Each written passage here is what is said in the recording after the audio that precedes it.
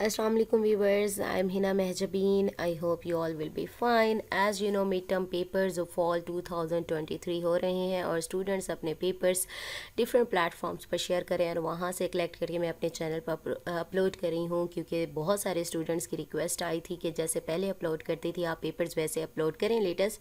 सो today's paper share करने से पहले अगर आप मेरे चैनल पर न्यू हैं दैन प्लीज़ मेरे चैनल को सब्सक्राइब कर दें, बेल आइकन को क्लिक करना मत भूलिएगा ताकि upcoming lectures, different assignments, quizzes and papers के नोटिफिकेशंस आप तक पहुंच जाएं।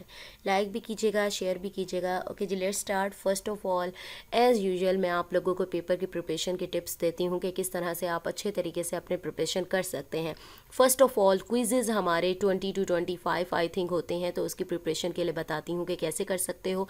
आपने करने हैं लेटेस्ट क्विजेज़। अब लेटेस्ट क्विजेज़ का क्या मतलब है, किसी भी सब्जेक्ट की बात करें, मोस्टली जो सब्जेक्ट्स होते हैं उनका जो मिड टर्म है उससे पहले क्विज़ 1 और क्विज़ 2 हो जाता है, तो आपने एक तो अपने वाला क्विज़ करना है, सेकेंडली डिफरेंट चैनल्स या डिफरेंट वेबसाइट्स, आई थिंक आजकल तो यूट्यूब चैनल्स पर डिफरेंट सब्जेक्ट्स के क्विजेज़ अपलोडेड होते हैं, तो वहाँ से आप लोगों ने देखने हैं। समटाइम्स वहाँ आंसर गलत भी बताया जा रहा होता है, तो आप साथ साथ मैच भी कर लीजिएगा अगर आपके पास टाइम हो तो, ठीक है। तो यानी आपके पास बहुत सारी कलेक्शन हो जाएगी क्विज़ेज़ की, तो आपके ज़्यादातर क्विज़ेज़ जो एग्ज़ाम में आने वाले हैं वो सेम ही हो जाते हैं, ठीक है। क्विज़ की प्रिपरेशन हो गई। जो सब्जेक्टिव पेपर होता है उसकी कैसे प्रिपरेशन करनी है, आप हैंड आउट्स तो देख ही रहे होंगे, लेकिन आपने क्या करना है उसके लिए MCQs के लिए भी पास्ट पेपर आप यूज़ कर सकते हैं।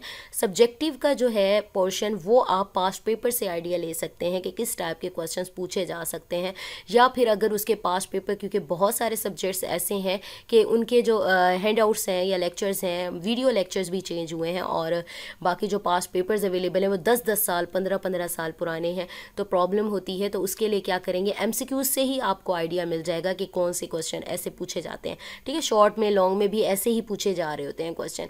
तो सब्जेक्टिव के लिए आप लोग कर सकते हैं किसे आइडिया ले सकते हैं, पास्ट पेपर से आइडिया हो जाएगा कैसे क्वेश्चन आते हैं। और याद रखिएगा कंप्लीटली डिपेंड नहीं करना पास्ट पेपर पर, क्योंकि बहुत सारे स्टूडेंट्स पास्ट पेपर पर डिपेंडेंट होते हैं और फिर पेपर एवे हो जाता है, ठीक है। सो आज जो पेपर है वो है ENG 507 का, किसी स्टूडेंट ने शेयर किया है। एज़ इट इज़ मैं आप लोगों के साथ शेयर करी हूँ। All MCQs were from file, कोई फाइल वगैरह आप लोगों की पास्ट पेपर की अवेलेबल है तो उसको देख लीजिएगा। शॉर्ट क्वेश्चन में था main focused feature in description of vowel, ठीक है, ये बताना था। Short vowels with 3 words example देनी थी, लॉन्ग वॉवल्स 3 एग्जाम्पल्स देनी थी, ये शॉर्ट बताए जा रहे हैं। और लॉन्ग क्वेश्चन में true and false on vowel and consonants से रिलेटेड थे, ट्रू एंड फॉल्स से on broad and narrow transcription है आई थिंक, ठीक है, उससे रिलेटेड थे। नेक्स्ट हाउ ग्लोटालिक शायद है air stream uses in English and if lungs air is directly involve in this process और नॉट, इसी टाइप का कुछ क्वेश्चन था।